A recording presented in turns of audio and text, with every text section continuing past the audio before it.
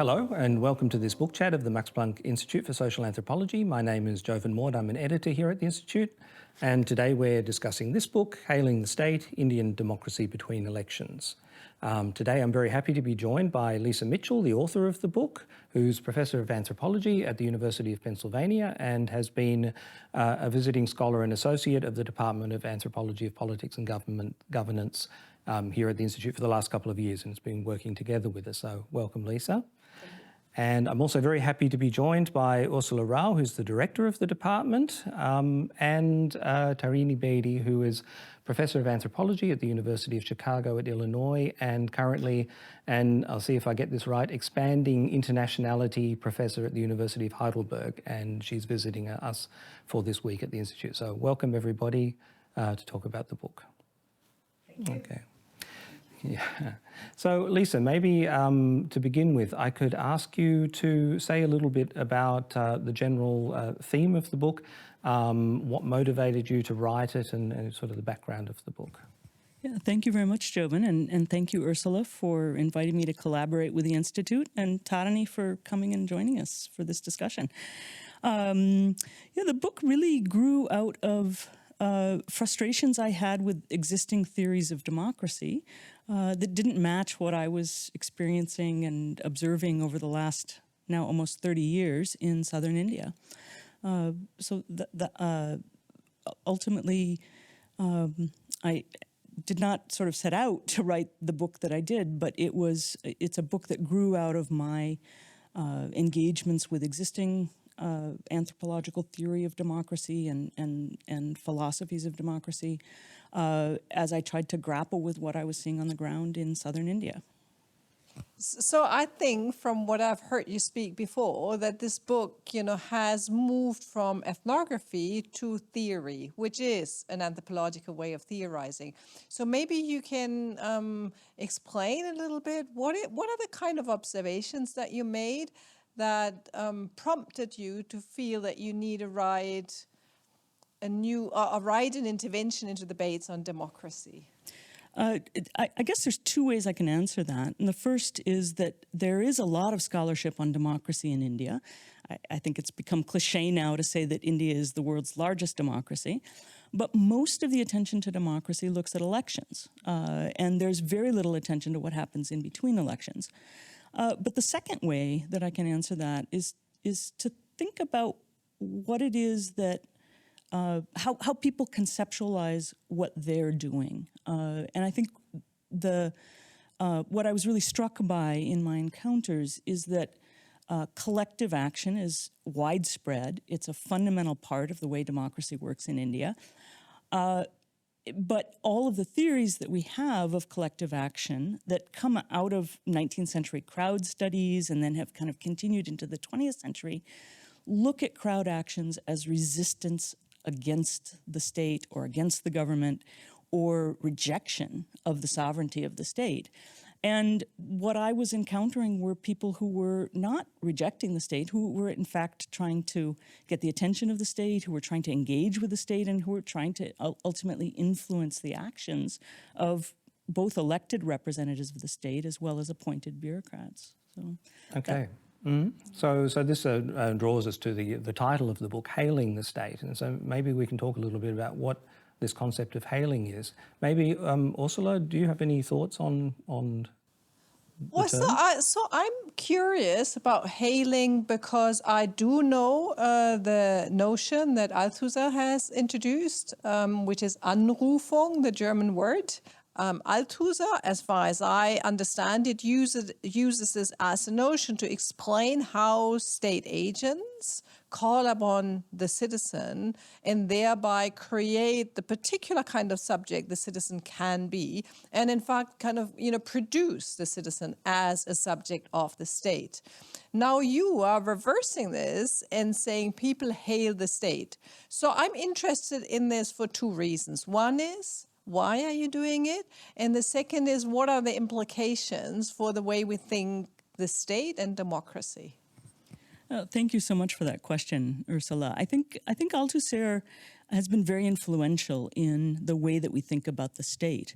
But it's also true that it's a unidirectional understanding of the state, or maybe attention to the state. And there's a bit of an assumption in Althusser that all of the state hailing is successful. So one of the questions I had is, what happens when someone is not recognized? So when the state doesn't hail them, when they're ignored, or what happens when people try to be recognized by the state, but the state fails to interpolate them? And so that got me thinking about the really unidirectional way that we think about the theories of the state. And I started to look at what people from the bottom up were saying about the state, how they were approaching the state, and how they were ultimately trying to get the attention of the state. I think hailing is not always successful. I think hailing does not always produce what is intended. And so how do we think about failures as well? And how do we think about incompletenesses or even refusals to interpolate? I think in many ways, much of the ethnography that I use for this book is looking at the ways that people are trying to get the attention of the state and capture that attention. Okay, maybe I could bring Tarini in here. Do you have any thoughts on this, and particularly on this notion of refusal? Yeah, absolutely. So thank you, Lisa. This was, you've taken on in this book so many, and I would say you're reading against the grain of a lot of what might be considered settled democratic theory, and you're unsettling it I think, using ethnography and the historical archive in really important ways. And I think what was very striking on this question of hailing and the state dismissing or refusing to see people as subjects, which turns Althusser a little bit on his head. Can you say a little bit about this question of, usually in kind of political theory today, at least in political anthropology, refusal is also, a form of resistance, a form of radical resistance, but you turn it on its head by bringing this to the state as a refuser of recognition of political subjecthood. And yet you have people, so the multi-directionality of it is actually very fascinating for me, because it's not just that it's multi-directional, but it's also that political subjecthood, the sovereignty of the state, is being produced at the same time that political subjects are being produced. It's not happening as a separate process. I'm wondering if you can speak a little bit about how refusal of the state is a form of creation of political subjectivity, rather than refusal of the citizen as being a form of political subjectivity. I'm not sure if you could speak a little bit to that. I think that's striking in the book. No, you I think capture that multi-directionality really well. And I think too often we assume that state actions are always successful, and we don't pay attention to failures where citizens don't cooperate or they don't occupy positions that the state intends them to occupy. But we also don't look at we don't look at the state from the perspective of citizens or from the bottom up. And I think part of that has to do with the fact that we have let deliberative democratic theory dominate all of our theories of democracy, or it's certainly one of the most prevalent ways of thinking about democracy.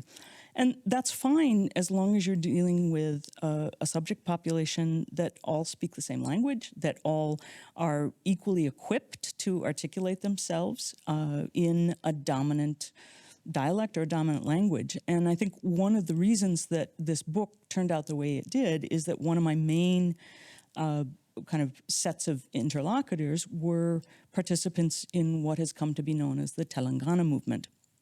And these are speakers of the Telugu language, but they are speakers of a particular dialect of the Telugu language that has been historically marginalized. And part of what led to a movement that has led ultimately to the creation of India's newest state, the state of Telangana in 2014, was the feeling among speakers of Telangana Telugu that they were marginalized, both economically as well as socially and politically.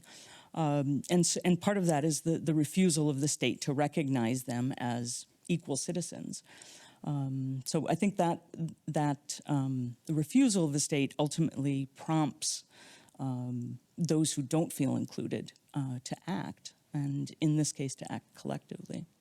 Now, bouncing off this, I'm, kind of let me ask you a question about the ethnography. Because what's curious about the book, and which I loved, was that, so I read about Dharna, I read about traveling ticketless on the train, I read about demonstrations. Now, all of these are very different registers. And in fact, you are saying they are not just different actions, but they are registers of,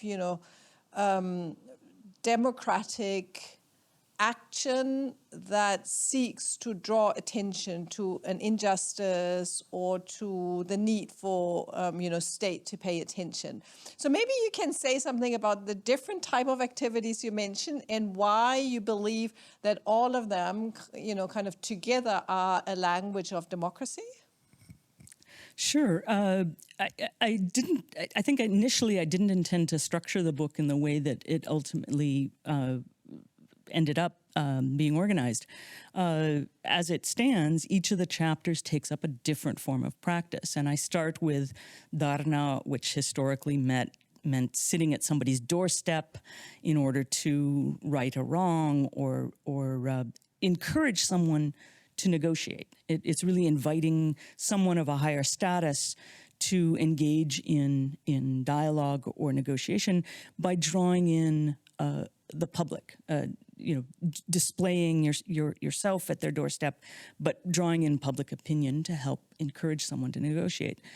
Other chapters look at things like road and rail blockages, or, as you said, ticketless travel, or alarm chain pulling to stop a train, other types of mass gatherings. And I think what I tried to do in the book was to start with the contemporary practices and then look at the longer history. Where do these practices come from? What are the various genealogies that have led to those? And part of that also was to suggest that, listen, democracy in India doesn't just draw from British, North American, French forms of democratic practice, but is also drawing from longer genealogies that exist within the subcontinent for negotiating with representatives of the state. And that how we understand democracy today needs to look at all of those different genealogies and not just a Euro-American genealogy. And your answer there points also to the interesting sort of methodology that you've used to create this book, which is a combination of ethnographic and historical materials. Tarini, did you have any thoughts on this approach? Yeah, that was a question I really wanted to jump in on, is that how do you, could you give the readers a sense, because you have remarkable ethnographic work, but also the historical archive that spans a very, very broad period of the subcontinent's history. And could you give us a sense of how you, as a historically attuned anthropologist, went about doing this work? Thanks, Tarini. I part of it is my training, and I feel like I was trained in a department of anthropology that was very attentive to the historical.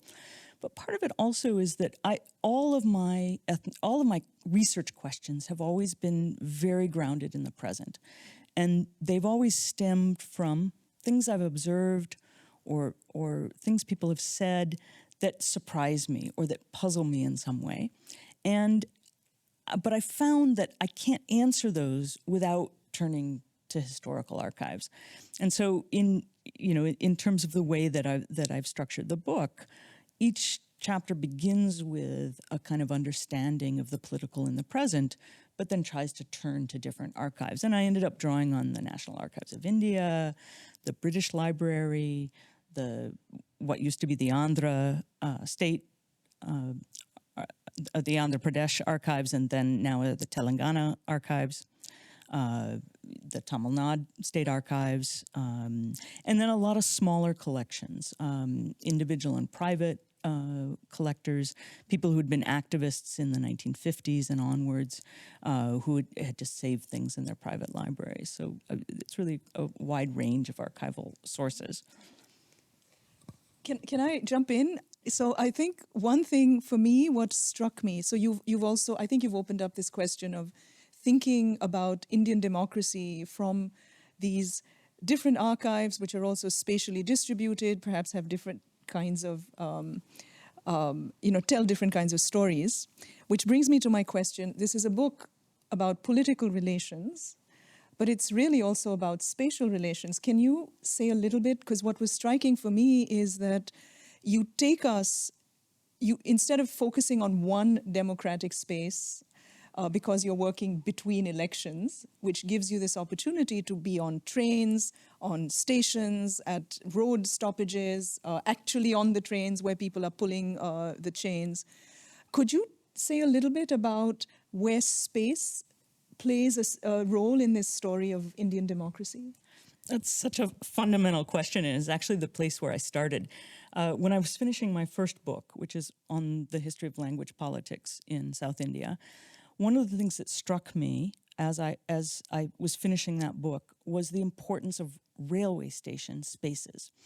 And the last chapter of that book talks about a 58-day fast of a linguistic state activist named Poti Sri Ramalu, who fasted for 58 days and died. And in the wake of his death, there were massive gatherings at all of the railway stations along the Madras-Calcutta rail line. And in 4 of those towns, there were police firings that caused both injuries and deaths. And in all of those police firings happened either in or adjacent to railway stations. 4 days later, after Poti Sri Ramalu's death, and in the wake of all of these massive gatherings, Nehru declared the new state of Andhra. This was in December of 1952. But one of the things that really struck me was the importance of the railway station. And so I began this project by asking, why are railway stations so central within the history of politics in India? And indeed, as I started talking to people, Gandhi went from station to station speaking to crowds. People would come and congregate in the 1950s in the railway station. They would come and have their morning cup of tea or coffee. They would read the newspaper or sometimes hear it read aloud. People would come to get their university exam scores, which were posted in the railway stations. And part of I think what makes sense about railway stations is that was the primary communicative connection. That was where newspapers arrived. The bundles were brought off the train. That was the kind of connection to the outside world. And I remember when I did extensive research in the town of Nellore, which is on that main, it's about 3 hours north of Madras. And there were 4 people who were killed in Nellore and about a dozen and a half who were injured in the police firings. And I asked people, how did you hear about Poti Sri Ramalu's death? Did you hear it on the radio? Did you read it in the newspaper? And almost to a person, people would say things like, yeah, radio was there, newspaper was there. And people tended not to trust the radio because it was government controlled and newspapers were associated with political factions. They said, no, we heard it in the street. And then we went to the railway station to find out what really happened. And they trusted the stories of people who were getting down off the train that had just arrived from Madras, where it all happened. And that was what they really trusted. And so that really launched me on this whole book project. It was originally supposed to be a book about the political uses of railway space. But then, of course, it ended up expanding to road spaces and other kinds of public spaces. Can you say a little bit for our audience about what's the difference between the hailing process on the road versus at the train station? What state are people, what's the distinction in the communicative action? One of the things that really fascinates me is that people have a very clear sense of the hierarchy of different kinds of political actions. And organizations, political parties, but also things like women's organizations or Dalit organizations, other political movements, have a very clear sense of when you would employ a particular action. And one of the things that now to me seems obvious, but wasn't when I first encountered it, is that railways are centrally administered in India. And so when you want to send a message to the central government, you stop a train, and you only stop the trains that are headed to Delhi, to the national capital. So in Hyderabad, it was the AP Express. Now I think it's called the Telangana Superfast, but it was only that train that would get stopped. It was the fast train to Delhi, because you want to telegraph your discontent or you want to telegraph your concern to the central government. But if it's a state issue, then you stop the buses, because the buses are generally a state-run organization. So there's definitely a hierarchy. It gives another sense to, you know, the word hailing, you know, because you hail a bus, you hail a train, as you make it stop, you know. So, yeah, but Ursula, did you want to come in on this? I think it also brings us back to the question of subjecthood. Because what I'm hearing is that, I mean, your book is about how political subjects are made. And they are made by calling out. They are also being made by being heard. And so some of the hearing actually is through propelling your voice through others. So I think, you know, this is something I'm taking away, that, you know, in a small action, you can directly attempt to speak to the state, but if the state is not listening, you know, kind of edge on others and say, like, here, have you heard? You know, and then it travels as a collective voice. And so does this also mean that in the performance, these collectives are being made? I would say absolutely. And one of the things I tried, I don't know that I'm entirely successful in this book, but one of the things that I tried to show is that collective identities don't pre-exist. They're produced in the process of trying to hail the state. And often individual concerns come together to create a collective only in that process of trying to get the attention of the state. And indeed, one of the things that I think I really ended up concluding in all of this research was that there are a lot of different ways of communicating, and that political communication is not just about oral deliberation among equals, but rather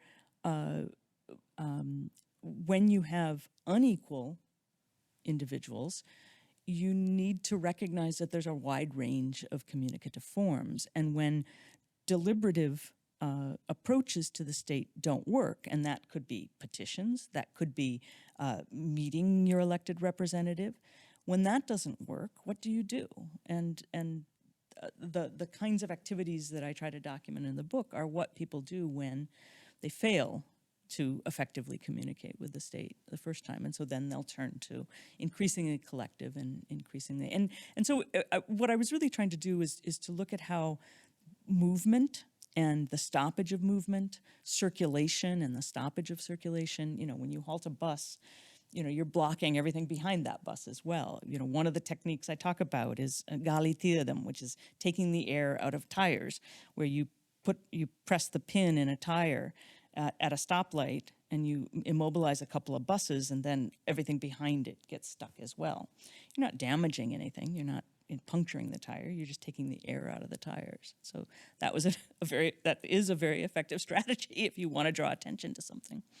And then people ask, why are the cars stopped? Why are the buses stopped? And it seems like, you know, in this notion of the formation of collectivities that you're challenging a bit, like I'm not a South Asianist, but, you know, in Western democratic theory, the individual is very much at the centre, whereas, you know, my understanding in South Asia is people often think in these sort of communal terms as these sort of pre-existing political identities. But so where does the relationship between the individual and the collective sort of come out in your theory? And are you saying something new in that regard? I don't know if I'm saying something absolutely new, and I would be a little resistant to say that it's only collectives that operate, but I think you're absolutely right that what I am trying to do is to say these collectives are not pre-existing. We're not born into collectives.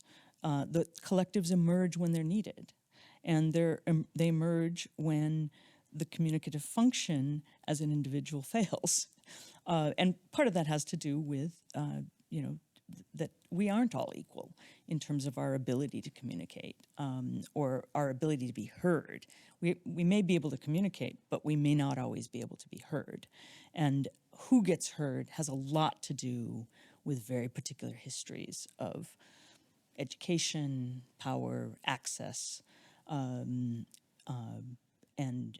in a country like India, where there's been tremendous growth of education and spread of opportunities, that's kind of always in flux. And so I would be very careful to say that these collective identities aren't always pre-existing, and they're often shifting rather than being static. I would like to see them as very mobile and very not static. So from your ethnography, what you were observing in terms of these collective actions, or sometimes also individual actions, what were the demands people had? So, what are they, why are they going, kind of spilling out on the streets, and making, staging their demands? Well, one of the things that I think has predominated, particularly in South Asian scholarship, is this idea that collective actions are always about demanding exceptions from the state. So, for example, Partha Chatterjee has documented slum dwellers who don't have titles to their land, preventing slum clearance projects from eliminating a slum by their collective demands, kind of moral demands on the state. But one of the things that doesn't get talked about, but I think we also need to include, is the fact that often existing legal structures don't get equitably implemented, and that elected officials don't always follow through on their campaign promises. And what I observed in many of these actions, these collective actions, was that actually people were not demanding exceptions from the state. They were actually asking for the existing legal structures to be implemented equitably across differences. And they were often holding their elected officials accountable. And I think the Telangana movement, which I referenced earlier, is a perfect example of this. There were 3 different political parties that, in the like from about 2009 to 2014, that were elected, even a little bit before that, elected into office on the sole promise that they would bring into being the new Telangana state. And in each case, as soon as they were elected, they backpedaled and said, oh, wait, we need to do some research, or this is going to alienate people from coastal Andhra who don't want to split this existing Telugu state, and we don't want to alienate them, so let's slow down here. And that made people really upset when they voted people into office on the platform that they would create the new state, and then it didn't get created. And a lot of the largest collective assemblies that I look at, collective assemblies that were far larger than the Occupy movement, far larger than anything that happened in the Arab Spring, despite the fact that these are happening almost simultaneously. They don't make it into global international newspapers at all. These almost exclusively happened in response to the failure of elected political parties to implement their campaign promises. So I think that gives us, and I'm not saying that it's exclusively that and that it's never about asking for exceptions. I think both do happen, but I think we have not fully looked at the ways that people try to hold the state accountable. And I can give some other examples of that as well. Well, I think related to that, I just want to maybe move a little bit to your hailing claim, which is, of course, that hailing has always been understood as unidirectional, but in fact it's multidirectional. So I want to just focus a little bit on the state. Actually is quite present. It's not just the collective assemblies, but in your book, there are multiple state actors that are very present in the book. There are these marvelous stories, the railway minister who actually comes and sits on the railway tracks, who actually is and becomes a certain kind of political subject of her own. Similarly, ticketless travel calls in the state, and they create this new train line to take Ambedkarites on their travels. So could you say a little bit about how the state actors that you talk about, both ethnographically and in the historical archive, actually also tell this sort of read against the grain of this unidirectional story that governmentality is always entirely complete. It's not. It fails all the time. Could you say a little bit about the state actors who are in fact hailed in through this collective action, because they're so present in the book? Yeah, I think ultimately, I think what I'm advocating in this book is a more relational understanding of the state, and one that actually looks at citizens as part of the state. And I think you're absolutely right that a lot of anthropological theory has been dominated by governmentality, the concept of governmentality, which is not an unuseful concept, but it really only looks at state actors acting on something that is seen as outside the state. And it's a unidirectional process. And I think what I'm trying to capture here is the back and forth, the constant interactions of both elected officials and bureaucrats, but also those who are seeking to establish both temporary as well as enduring relationships with formal state representatives, whether that is participating in a campaign or voting or supporting a candidate, or whether that is establishing a communicative network. Often I think what the participation in collective action is about is not just a particular demand, but it's about creating lateral relationships as well that can have an enduring or a temporally more permanent effect that connect people in ways that they can use in the future as well, not just in this particular moment. So it's about seeing the state relationally, I think. So at one point you call this modular democracy or modular state, and I love the term because it seemed to give me a shorthand for expressing lots of the things that are in your book. But before I speculate about what all you mean with it, and I have lots of associations, I'd rather have you articulate how you came up with the term and how, in which sense do you find it useful to encapsulate some of these, meanings of, democracy between elections, democracy from South Asia, democracy as relational, maybe other things as well. Yeah, I appreciate the invitation to think with the term modular and to think about what we can learn from democracy in South Asia and take away to think about democracy elsewhere in the world. Ultimately, I don't think that what I wrote was a book just about India. The material is all from India. I've engaged very deeply with collective action and the practices of democracy in India. But ultimately, I'm hoping that people will take this book and use it to think about democracy and about political communication in other contexts. And I think in that sense, I think thinking about the relationship between the collective and the individual is not just something that we can look at in India, as Joven's pointed out, but also in places like the Occupy movement or the Arab Spring or other kinds of uprisings and collective actions. And what I'm hoping people will take away from this is the ability to think about collective action not just as a rejection of the state, but as a kind of relational engagement with the state, and one that perhaps people can participate in whose voices may not otherwise be heard, whether that's people who are excluded from, all sorts of people who feel that they're excluded, maybe don't have the same educational levels, don't have the same linguistic fluency and dominant, maybe don't speak the dominant language in a country. So I just want to react to this answer. I think it's very kind of, makes me think about democracy between elections differently, especially when you mention things like the Arab Spring, because it can also help us think democracy differently between revolutions. Because, it seems that in kind of dominant media, we often get this, either there is democracy or there's no democracy. Either the Arab Spring movement was successful and it wasn't successful.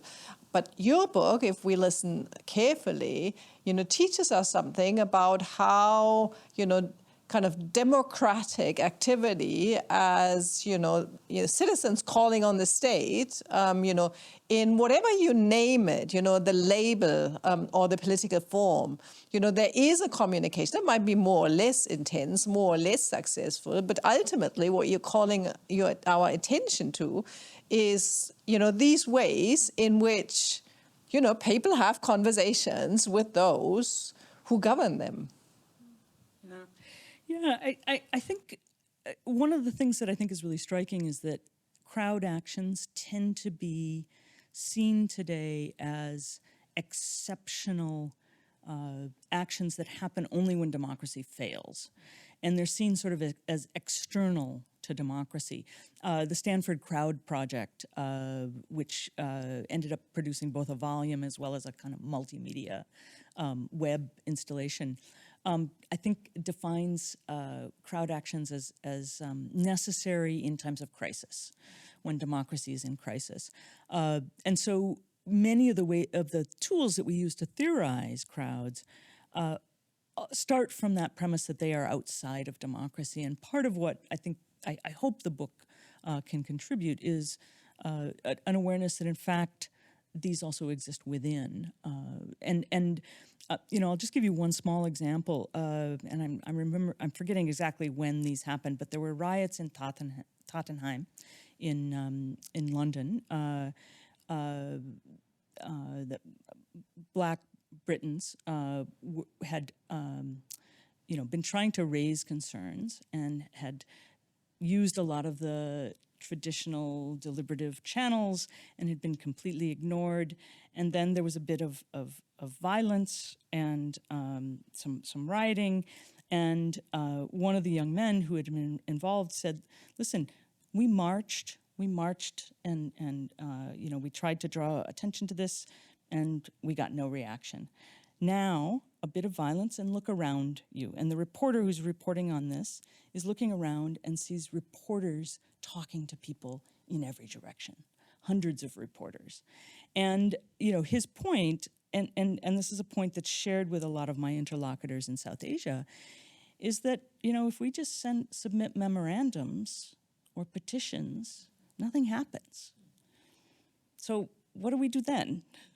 And yeah, we don't want to be violent, but what happens when nobody listens? I can't resist this invitation to speak about media, because in your book, you also mention not just archives, but also modern media.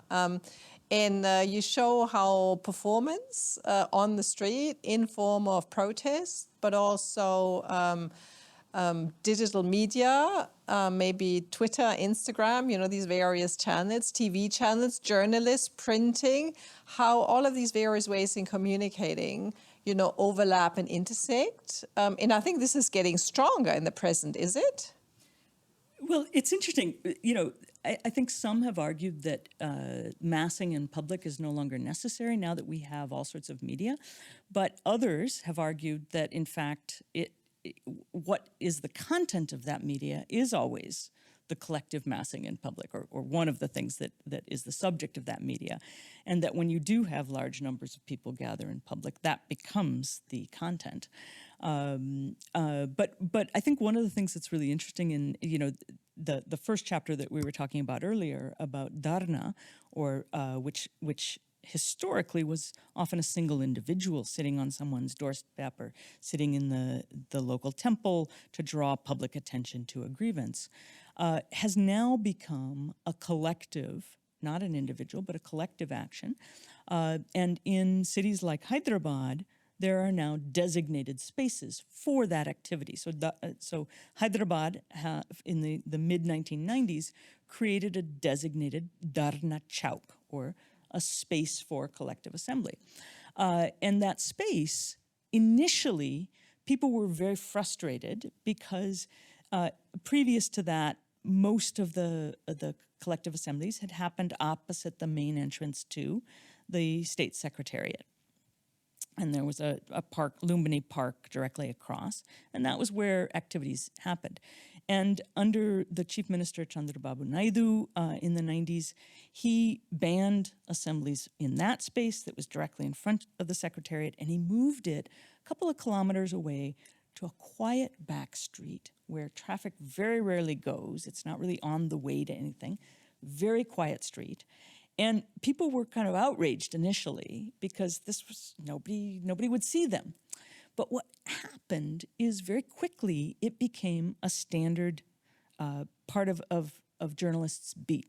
You know, that somebody would be deputed from each newspaper or from each television channel to cover that. And very quickly, people embraced the idea of a Dharana Chowk. People in other cities began to demand their own Dharana Chowks. In Tirupati, they asked if they could also have a Dharana Chowk.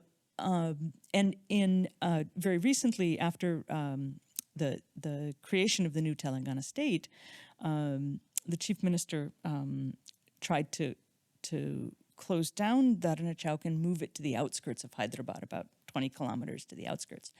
And there was an outcry that people did not want it moved to the outskirts. One of the sites that was proposed was next to the municipal dump. And so there was widespread protest, and ultimately the courts declared that they couldn't shut down Dharana Chowk. But people now have kind of embraced that as a space because of the media coverage. And even with the stoppage of trains, earlier it used to be the physical stoppage of the train and the inconvenience to passengers that sent the communicative message to Delhi. Now, many of the railway officials that I interviewed said that, we have an understanding with the activist groups. We'll let them get up on the train, unfurl their banner for the media coverage, and we'll delay the train by about 15 minutes. And then, they'll get their media up, and then they'll get down and the train will move on its way. So it's no longer about the delay as much as it is about the photo op.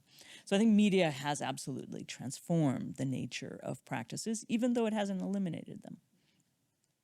Related to the sort of mediation question and, the Instagramming and Twittering and that sort of thing that has become very common in collective action worldwide. What is actually very, it couldn't be an accident that actually the cover image on the book is young people out in public space demonstrating. And so I'm wondering, how do these, and you have traced historically, of course, how these communicative collective assemblies get communicated over time. Do you see, because these young people seem to show up a lot in the book, and I'm wondering if you could speak a little bit about this sort of cross-generational communicative communication, if you might call it that, in public space, where we actually think that youth are, all they're doing is protesting on Instagram, but in fact, the public space seems to be important to this form of hailing, especially of marginalized young people. Is there a generational story here as well? That's a good question, Tarini. And the generational question is one I haven't thought very much about. But I think what's kind of inherent in that question also has to do with the organizational structures. I think there is a trend in Western theory and theories of democracy as well, that there's a kind of desire for unmediated political action that sort of spontaneously organizes itself. I mean, we saw this in the Occupy movement, for example. And there's sort of a strain in the literature that suggests that the only authentic political mobilization is the spontaneous. And one of the things that's absolutely true in South Asia is that most political assembly is not spontaneous. I mean, there are examples, and I had railway administrators who would sort of break this down for me. And, when do spontaneous things happen? They tend to happen when there's been a road accident or a train, at a level crossing. Those will often motivate a spontaneous uprising. Many people in the Telangana movement felt that historically collective assemblies are always orchestrated by either political parties or political organizations of various sorts or NGOs, non-governmental organizations, but there'll be some kind of enduring structure. But they also said during the Telangana movement that for the first time, they had seen individuals also join the movement of their own accord. And I think one of the things that points to is that it's about the relational aspects of organization, and that individuals, how do individuals come to political movements? And I think we haven't done a very good job of tracking what the relationship is between enduring structures and individuals' willingness to participate in things. And I think we sometimes assume that if there is a political party or if there is any kind of structure, pre-existing structure, that somehow the people who are participating aren't authentically participating. And it's sort of an all or nothing, either. And I think what we actually need to do a better job of, and what I'm hoping, this might start a conversation about, is what are the ways that people come to occupy collectives? I remember very vividly when one of my earliest visits to India. The family I was staying with were all followers of a particular political party. And I remember they went away to a wedding. There was a big wedding. And when they came back, they'd all decided to vote for a different political party. Now, that was entirely the product of relational encounters. And I don't think we've done a very good job of studying those. What is it that, even in today's India, there are often people who vote for political parties that appear to contradict their interests. Why is that? I think we assume that there's a kind of ideological basis and that captures certain people. But how do people come to be? It gets back to the Althusserian idea of hailing. What is it that brings people in, and how do people's own agendas get incorporated into our theories of how that happens? I don't know if I directly answered your question, but maybe No, it does. I mean, I think it answers a lot of the sort of questions of the question of mediation as well. I know in my own work I've seen, which I actually appreciated some of the photographs that you had in the book, and you have a lot of images in the book, and this question of people seeking audience of their elected representatives is something that I think many of us who study politics in South Asia see this. I mean, it's all about seeking of audience in these different contexts. In the Shaka, I did a lot of work in Shakas, and the Shaka structure is entirely that. And it's never about individual demand. It's everybody sitting there as an audience. And I saw some of those images where the collective sits there and listens to the problems of the individual, and that perhaps creates a collective. So the question of audience, I think, is also, integral in the book, and you do use the term. Could you articulate a little bit on, the concept of audience in Indian democracy? Absolutely, Tarini. So I think the concept of audience really emerged gradually as part of my research project, as my research started to unfold. And I began to realize that a lot of the collective assemblies were actually about roping in public opinion in order to pressure someone to be in conversation with you. So the example I gave earlier of Dharna, which the kind of earliest meanings were sitting on someone's doorstep, were about roping in public opinion in order to pressure someone of a higher status to negotiate or have, so a widow, for example, whose in-laws were refusing maintenance, would sit on a doorstep and threaten to fast to death, as a way of roping in public opinion to say, listen, you need to give her some maintenance, and that would force the family to give the widow some maintenance. So in cases where there's a hierarchical difference, where there's a status difference, I think there are ways that people can force or encourage an audience. The other thing in the South Asian context that I was really struck by is how government officials are set up to for audiences. Offices are often a desk with rows of chairs. And so when people come to meet an elected official or a bureaucrat, they're engaging publicly, that everybody in the room can hear what they're saying to the official. And the official is dealing with multiple things at the same time. And so there is a sort of publicness to the way that people engage with both bureaucrats and elected officials that is a spatial phenomenon, but also, I think, a phenomenon that reflects this kind of relational approach that I'm trying to encourage. Okay, so maybe as a way of winding down, we can just bring, I'm interested in this question of what's the applicability of the book beyond South Asia. And so maybe I could ask the three of you to say a few short words about what you see as the broader importance of the book. Maybe Ursula? I would like to make a statement that's a question and that bounces it back to Lisa, because when you started coming here last year, in fact, because the book is so generative and because it speaks to general theory of democracy from both an anthropological perspective, but also a South Asia perspective. What I like about this theory is that it's not a theory about democracy in South Asia, but looking from South Asia to democracy. And what you show in the book is that in fact democracy is made up of all kinds of practices that we can find not just in South Asia but across the world.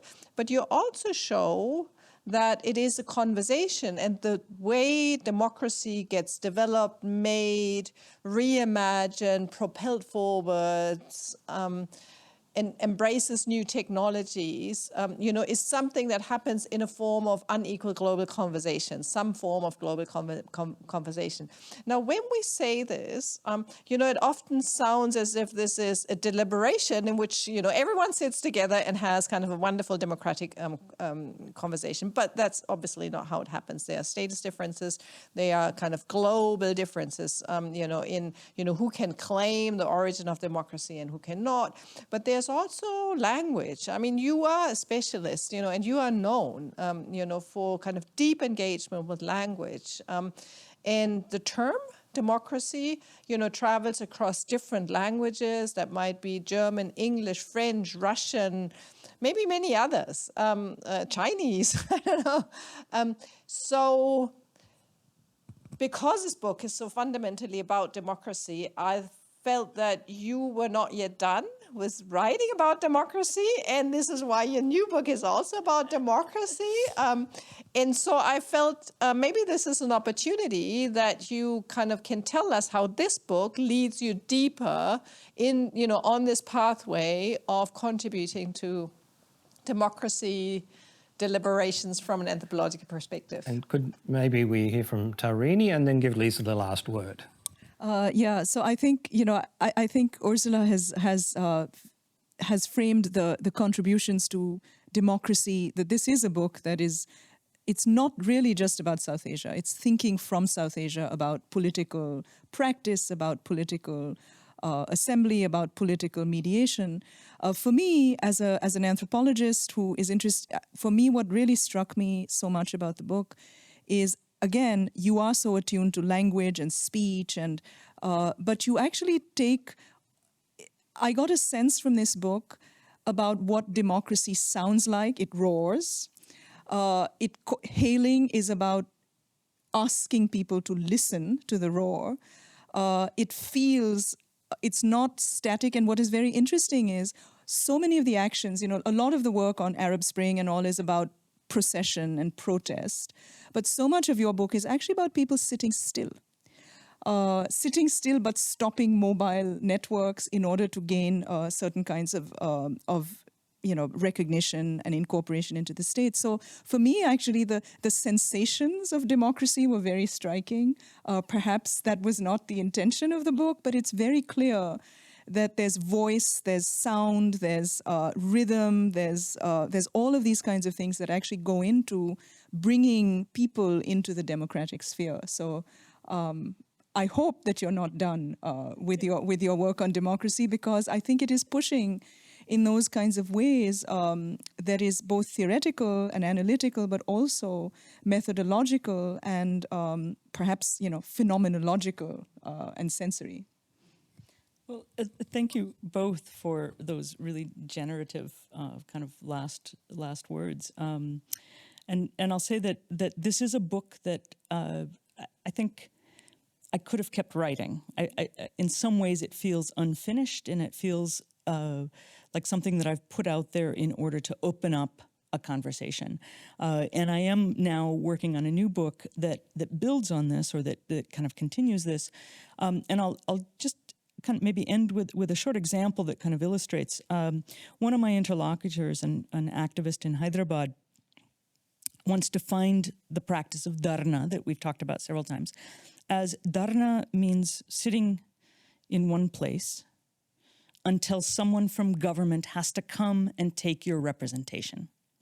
And I was really struck by the way that she phrased this, that someone from government has to come and take your representation.